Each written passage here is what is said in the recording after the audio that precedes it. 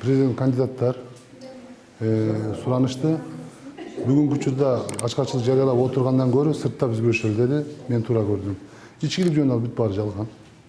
Бул кайсыдыр бир учурда тартып алган болсо керек. Ошол.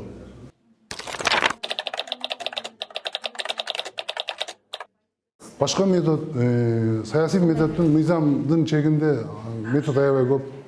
Ар кандай саясий акциялар, митингдер, элге кайрылуулар, пресс-конференциялар берүү менен, элге үгүт иштерине чыгуу жолдору менен биз күрөшөбүз. Эгерде бизди шайлоого коюп жибербесе, биз бир топ президент талапкерлер чогулуп атабыз, биригип алып күрөшөбүз. Биз азыр күтөбүз, каттоодон кимдер өтөт? Мисалы Адахан Кимсанбаевич, Канат Исаев, Раушан Жээнбеков, Турсан Асанов, Бабыр Төлбаев деген бизнесмен, аябай мыкты талапкер бар. Каныбек Иманалиев, ошолордун баары менен сүйлөшүп атабыз. Клара Сооронкулова. Кайсы талапкерлер өтсө, биз биригип алып бирдикте аракет кылабыз. Буюрса биз Садыр Жапаровду жеңебиз бул шайлоодо. Бизде толук ишенич бар. Себеби ыплас бийлик, зөөкүр бийлик ар убакыт утулуп келген. Булардын зөөкүрчүлүгү Акаев, Бакиев, Атамбаевден өтүп кетти деп айтсак болот.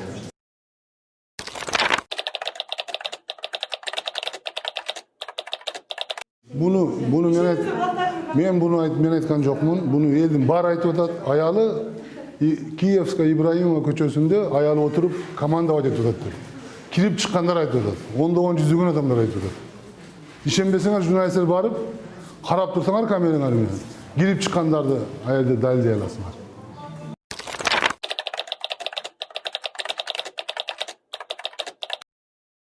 Мен бул кишилер менен аябай жакшы мамиледемин. Баягыда да сизге айттым эле. Мени чакырышкан. Мен алгач буларды колдогом. Бирок биздин саясий көз караш дал келбейт. Бул киши супер президент деп атат. Мен эч качан мага макул эмесмин. Biz süper prezidentikten 4-5 oktyabrda da kutuldık деп atkanбыз. Ошондуктан 10 жылдагы биз революцияны билебиз. 5-жылда революция супер президентке каршы революция болгон.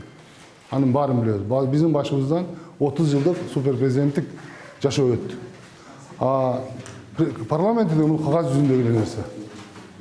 Булар ошо кагаз жүзүндөгү нерсе бүгүнкү күндөгү супер президенттикти де факто супер президенттикти оформить етебиз деп атпайбы? Юридикалык жактан конституцияга жазып алабыз деп атат да.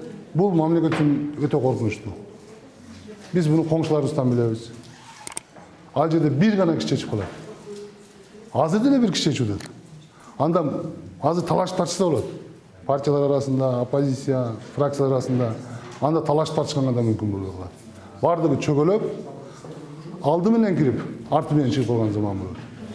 Булардын максаты ошол. Ошон үчүн мен ал кишилер менен биригип бир командада иштей албайм.